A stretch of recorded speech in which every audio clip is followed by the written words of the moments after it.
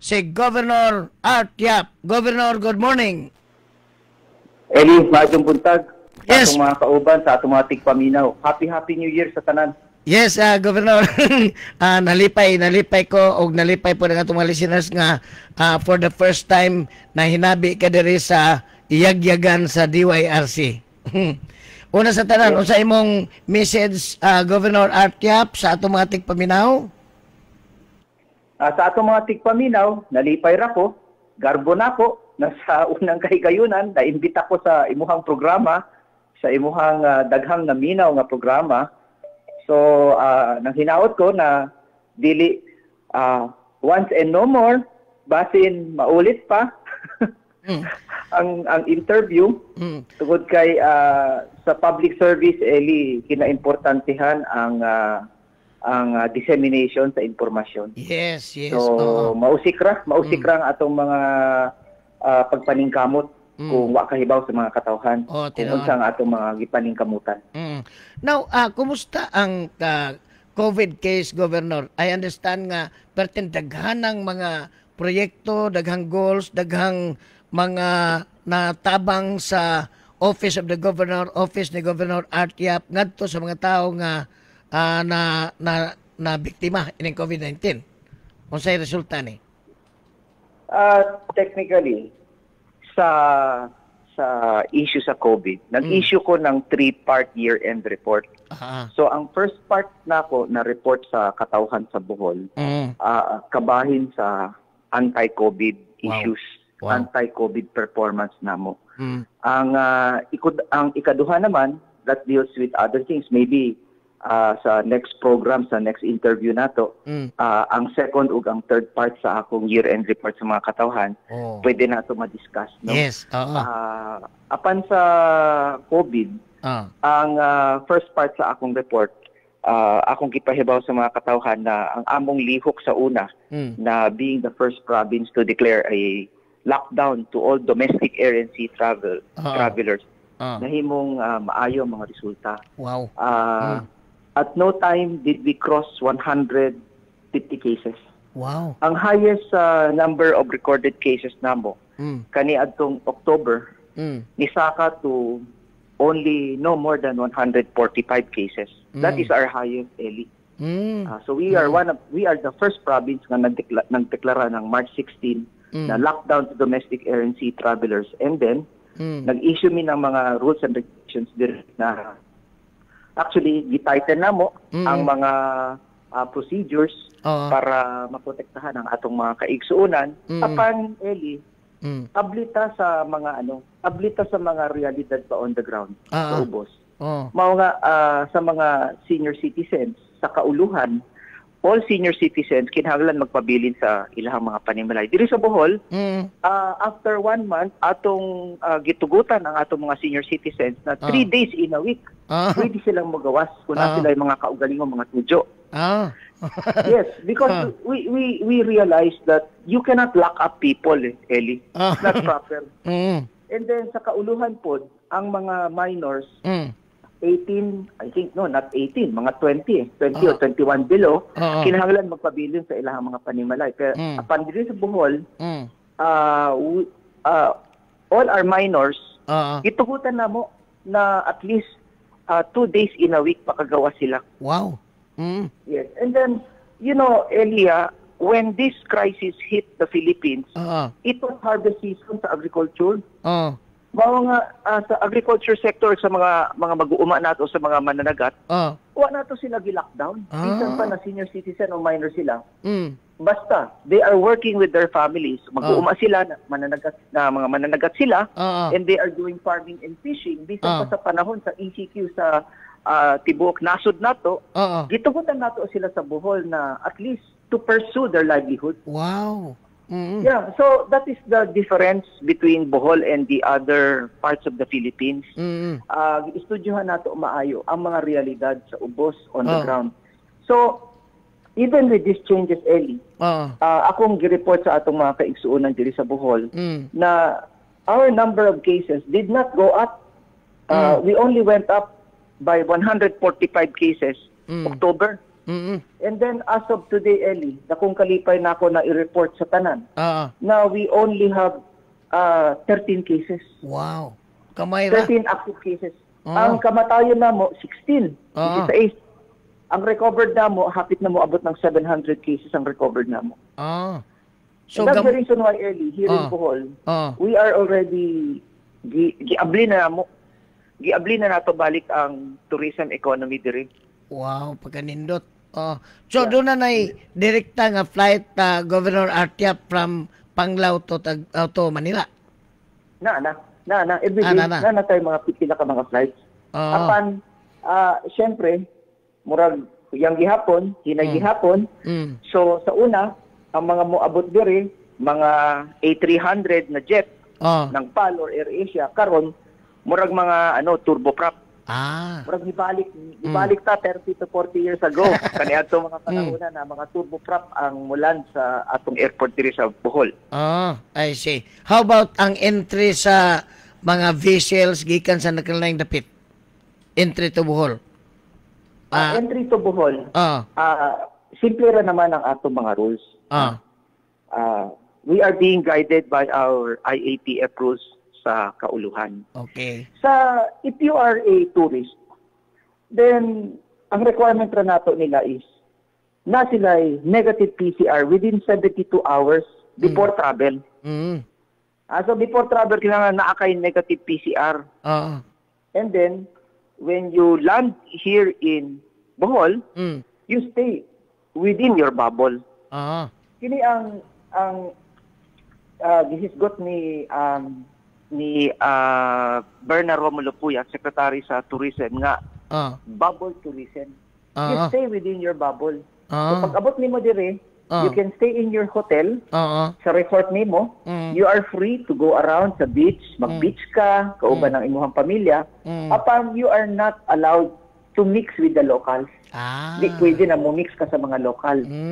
And then kung gusto nimo musuroy sa nagkalain-lain mga tourism destinations nato sa Bohol within 5 days, you are allowed to.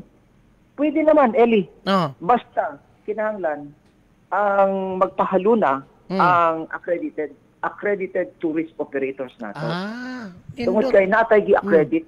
And then you are allowed to visit mga establishmento na training na sila. Mao nga, walay do-it-yourself sa karong panahon na. No do-it-yourself tour. Bitaw, no? Mo-arrive ka diri sa Bohol, moabot ka diri sa Bohol, tugutan ka na stay within your bubble sa resort nimo. Sige, okay.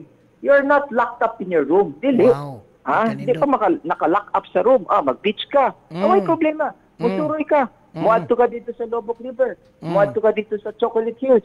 Muadto ka sa Antiquera sa mga basket weaving. Kung asa-asa ka mo bisita, pwede. Apan kinahanglan muagi ta sa usa ka accredited tourism operator para sila ang magpahaluna sa imong transportation, sa imong tour guide. So pwede. So that is for tourists. Now, if you are an LSI, if you are a returning LSI, lahi ang rules, Eli. Tungod kay you will go back to society.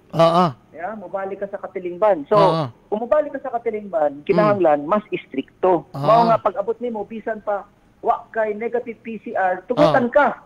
Tugutan ka apan pag-abot nimo diri kinahanglan dawaton ka sa imuhang LGU. Ang LGU ang modawat nimo, ang Municipal Health Office. So kinahanglan mo-quarantine ka. Mo-quarantine ka dito sa imuhang lungsod. Ipa-quarantine ka ng 14 adlaw.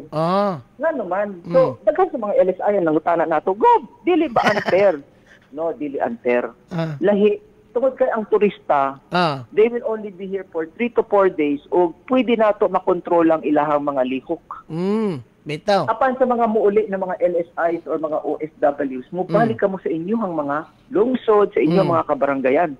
Mao nga, kung mubalik ka sa kabaranggayan, ma-expose ka sa mga kadaghanan, kinahanglan mas istrikto ang protocol. Mao nga, di pareha, di patas.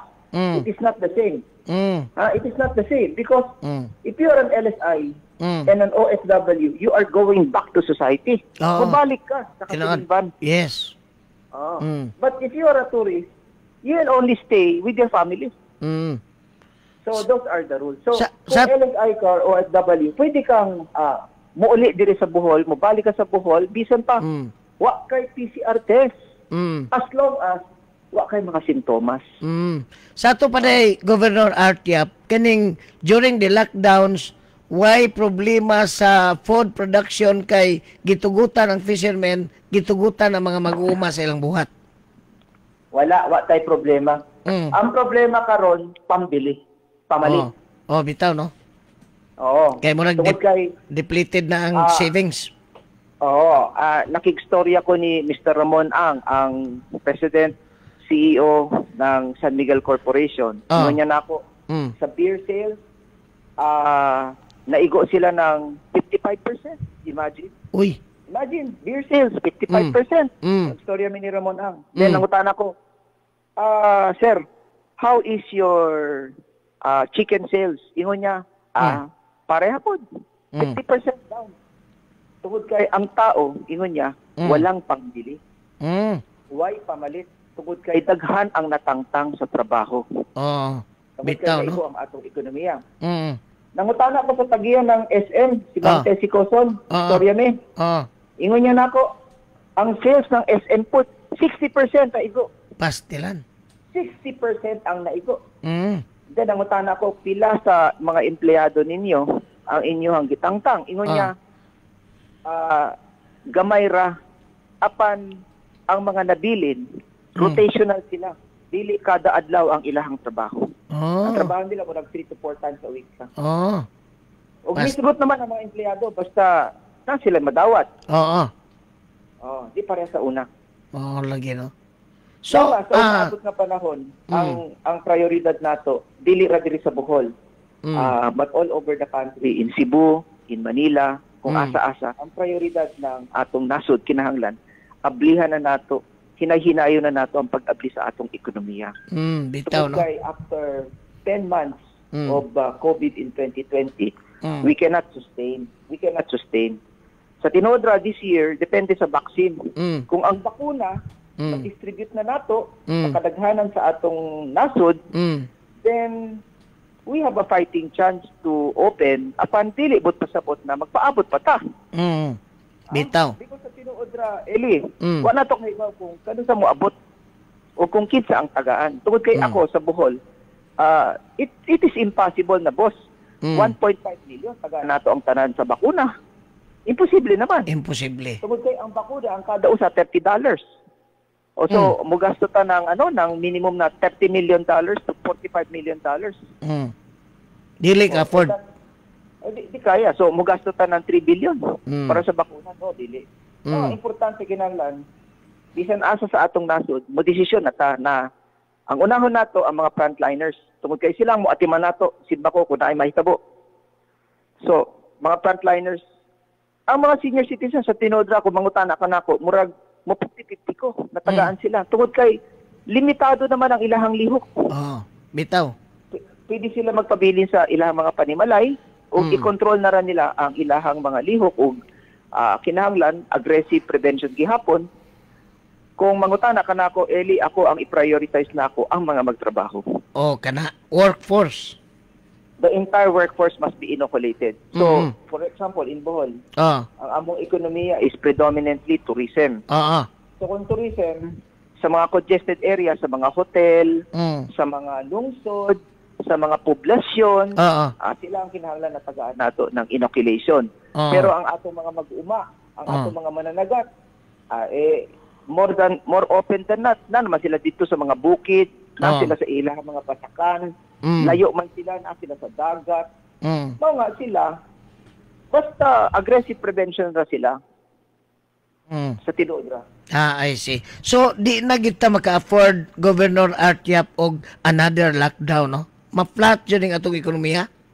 We cannot afford. Simple ra naman ang logic. Kung magpabili na sarado, why negosyo? Kung why negosyo, why trabaho ang mga tao? Yes. Makuhaan sila sa ilahang mga income. Oo. And then ang mga negosyo po, no business, no taxes. Tinood. So kung no taxes, Eli, no infrastructure project, and no medical assistance, no scholarship. I understand that talking about economy is murag dunay integration sa matag province, matag syudad, and then tingali usay mong tan-aw sa ekonomiya in Bohol compared to 2019 or below? Sa akong tan-aw sa Bohol sa 2021, atong napakita sa tanan na kaya naman mada naman nato ang sitwasyon. Apan ang kinahanglan ipadayon ang maayong panaghiusa sa local government, sa mga kapitan, sa barangay health workers, o sa provincial government. Ang problema nato sa tinuod ra, Eli, in 10 months, filing na pod sa politika. So kung ang hagit para nako dili ang COVID sa tinuod ra. Ang hagit para nako politika. Tinuod. Tungod kay ang atensyon sa tao, ma-disturbo ba siya? Ma-distract. Ma-distract. Unya, labi na karon nga ang politika sa Pilipinas mo na dili presentation o plataforma kundi distraction o person. Malagi. Malagi. That is the very sad part. Mao nga, last Christmas, ako nang giingnan ng mga mayor sa Bohol. Nagpasalamat ko nila. Ako silang giingnan na daghan ang ako mga congratulations na nadawat sa kauluhan na maayong atong pagdumala sa Bohol. Gusto na ako ipahinumdum sa tanan na atong nakabot ang anang performance ug achievement sa Bohol tungod kay ang tanan naghiusa, nagsinabangay, nagsinabtanay ang tanan. Unfortunately, as we enter 2021, musud na ta sa panahon sa politika. Bitaw. So, there is one wish only, there is one prayer lang for 2021 ang atong giampo sa atong labaw nga makagagahom. Kung pwede magpabilin ang panaghiusa sa Bohol. Tungod kay kini ang nahimong yawe. Nga naman among nada ang sitwasyon. But kung mo break up na ta into political units, magsugod na ang panlibak sa usag-usa, ang pandaot sa usag-usa. Then that is what happens, Eli. Anang realidad. So magpatawag ka sa meeting, kinahanglan ang tanan, we will act as one and pass. Di na mo tambong, mangita na og rason, di na magpakita, di na mo lihok. So that is going to be the great challenge of the Philippines this coming 2021. It is not COVID-19. The challenge of the Philippines in 2021 is politika. Bitaw, no? Yes. Ang butog nga no kaha nga o pamulitika na pangdaot man sa tao mo'y unahon. Di man ang presentation of good programs, good platforms. Ano ako, Eli, I have been in local politics in Bohol since 2010. But bisan kinsa, mangutana ang bisan kinsa sa Bohol. Ang style ng pagpangampanya ni Artiap, di ko man libak, di ko man daot. Bisan kinsa ang matong. Because I always say, we should be elected on our programs of government. Dili sa panlibak o sa pangdaot sa atong ika. Yes, oo. Katungod sa atong mga atbang ba sa politika na mudagan sila. Na sila po, they will present themselves to the people. Kinahanglan, sabtan nato silang tanan. Why problema? Apanang di na ako masabot ang di ko makasabot sa style ng politiking na musaka ka sa entablado instead na ipahibaw nimo sa katawhan ang imong programa di gobyerno, gamiton nimo ang kahigayunan na mandaot sa pisan. I cannot understand, Eddie. Bitaw, no? Muna di masabtan. And talking about politics and the several praises from national government o sa mga concerned Boholanos nga maayo kuno ang imong pagda sa Bohol karon, are you planning to run again for governor? Ako, Eli, I plan to run again because daghan ang ako mga plano sa Bohol. You see, Bohol, ang kusog sa ekonomiya sa Bohol, nigikan sa mga OFW remittance ug number 2 sa turismo. Yes. So atong nakitaan tungod sa COVID na murag one sector concentration rata. Usang sektor ang atong concentration. Mga tanawa unsa nahitabo nato sa panahon sa COVID. Naigo ang entero ekonomiya nato. So, we have to diversify. Dili pareha sa Cebu. Ang Cebu, na ay turismo, na ay industriya, na ay kung unsa-unsa pang mga sektor, na ay services, na ay pagkaon, na ay agrikultura, na ay transportation, na ay logistics, na ay call center operations, na ay fishery, na ay food processing. Daghan ang industriya sa Cebu. Kung ikumpara nimo ang Bohol sa Cebu, Cebu has a stronger chance to survive a crisis. Yeah. Nakadungog ko na nimo, Governor Artiap, gisulti na nimo sa RDC meeting kato nagkita ta. Yes.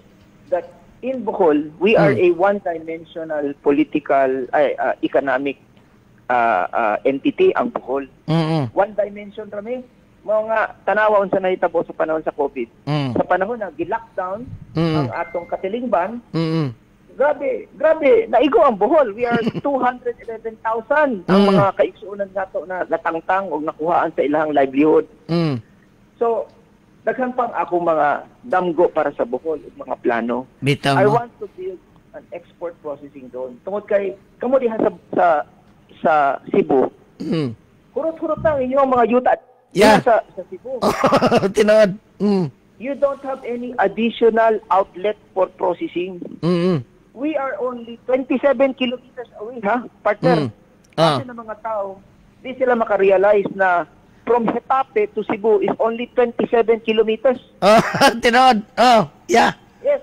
And then from Buenavista, Talibon, Inabanga, Tubigon, going towards Loon, going towards Cebu.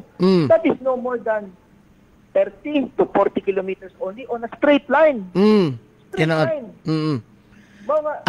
Ang usalabas taga-Hitape nga strong supporter nimo nga si Jack Torrijos na minaw nimo karon. Ay, sir, Madyong buntag, Happy New Year, sir. Governor Artiap, sir, doon na tayo 5 ka minutos na human akong ihatag, doon na 5 ka minutos na naibili na to, akong ihatag nimo sa bisan unsang bulawano nimong parting words. Una sa tanan, gusto na ako magpasalamat nimo, Eli, sa kahigayunan nga gihatag nimo namo sa Bohol, na at least na ma-feature nato ang atong mga achievements, ang atong mga year-end report, ang atong mga concerns. Para nako sa atong mga kaigsuunan nga naminaw, bisan pa sa atong mga kaigsuunan diha sa Cebu, we were able to show that if the local government will all unite, magsinabtanay ug magtinabangay ang tanan, na ay tsansa, na ay oportunidad na mapugnan nato ang pagtakboy sa kagaw, makalingkawas ta, makaluwas ta. Even in Cebu, when the people started to become serious sa aggressive prevention, tanawang sa nahitabo, bisan pa nag-crisis sa Cebu, napuggan. So here in Bohol, we were able to show that close coordination is possible and can solve this crisis. So in 2021, ang akong pahinumdum ra sa tanan, kung pwede, atong ipadayon ang atong panaghiusa. This is the most important thing. Kung formula ra sa pagpugong sa pagtakboy, we have it, we know it, kaya daw naman natong tanan. Immediately kung na-infeksyon, 1 or 2, immediate granular lockdown ta, and then suportahan ang lokal, suportahan sila sa pagkaon, suportahan sila sa medical attention. Pero kinahanglan, granular lockdown, human sa granular lockdown, aggressive contact tracing. So we already have the formula. And then number 2, ang kinaimportantehan sa tanan, ang kanunay na suporta sa atong mga kaigsuunan, sa mga katawhan, na kinahanglan, we have to always be ready to follow aggressive prevention. Sunod rata sa mga minimum health standards, ang pagsulob sa face mask, ang pagbaton sa kahinlo, ang pagrespeto sa distansya. These are the most important things. Kinira ang makatabang nato, kinira ang surefire way na makatabang nato sa prevention. So, we know the solution. Ang hagit na para natong tanan is kung mapadayon nato ang atong unity, ang atong panaghiusa. Tungod kay mga kaigsunan nako, whether you are in Cebu, in the Philippines, or in Bohol, ang mensahe para sa nan, kinahanglan, mutuyok na ang atong ekonomiya. Ibalik nato ang kusog sa atong ekonomiya. Tungod kay kung di mo balik ang pagtuyok sa atong ekonomiya, maigot ang tanan. Di kaya sa atong mga pondo. Di kaya. Di na makaya. Basin sa 2020, nakaya nato tungod kay natay saving. Apan gigamit na nato ang atong mga national savings. Grabe na. And then, sa atong makitaan sa gawas, napay news report na daghan pang mga OFW ang muuli. So pag uli nila, can you say, di nato sila dawaton, mga kaigsuunan nato. Dawaton nato silang tanan. So pila sa mga muuli ang muuli sa Bohol, pila muuli sa Cebu. So all of them are our responsibility. So we have to take care of them. The only way to take care of them is kitang tanan, aggressive prevention kontra sa COVID-19 and magtrabaho na ta. Balik na ta sa pagpaningkamot. That is the only way na we will survive this time. Nang regards ni mo, Governor Artiap, si Banker Philip Sarmiento sa Tagbilaran City. Mr. Sarmiento, thank you very much. Happy New Year, sir. And please, regards sa imuhang inahan in the new year. May she continue and your family continue to be healthy, sir. Thank you kayo, Gob. Good morning. Madyong buntag sa tanan. Mabuhay ka mong tanan. We love you from Bohol. Salamat, Governor. Mauto si Bohol Governor Art Yap. Daghang bilib. Mga grupo din sa Cebu, even businessmen in Cebu, businessmen in Bohol, nakaingon nga ang governance ni Art Yap as Bohol Governor perting ninduta. Ang naatol sa kining lockdown o di pa kuno si Governor Art Yap ang governor sa Bohol pag lockdown ambot lang kung saan ay nahitabos Bohol. Sa di pa kumo commercial may pag-view ni kisa ni Axel Dakwa. Unya sunod si Soy Kamomot Mercado. Ingon si Soy, you are a living witness on how Art Yap administration works by Elias Bakiro. Kay taga Bohol man ka. Dadari si Jason Briggs, si Lintoy Van, si Jitro Jula, si Glenn Lopez, si Donald Larasabal, o namati na po si Donald Sibilia, Donald Borja Sibilia, si Ayon Jimmy Yamas, si Chuck Kabilan, si Dionis Lorio Rivamonte, kisa pa usa, Alan Villa Horiano, Fern Asido Herrera, si Fern Asido Herrera, si Dario Caballero, si Teodoro Ortiode Navia, si Guillermo Pangatungan, Rolando Alcosiva, Guillermo Pangatungan, Attorney Alan Felix Macaraya Jr., Attorney Joji Dical, si Sir Jolito Kundi, si Mark Lester Yu, si Harold Alipio, pertindigan naman ini, si Hefler Nidula, Leo Nidaplex, Manuel Dico Nunez. Okay. O di pa isa. Si Jose, si Mayor Jose Titing Isgana, si Mr. Ted Aying sa DYTR. Okay mga kiksunan, ay lisuan dahil sa mga radyo kay karong tataod, bumalik ang tulamanong yagyagan o niya hook up na sa Ben FM radio sa Northern Cebu ang atong oras alas 11:05. This time check is brought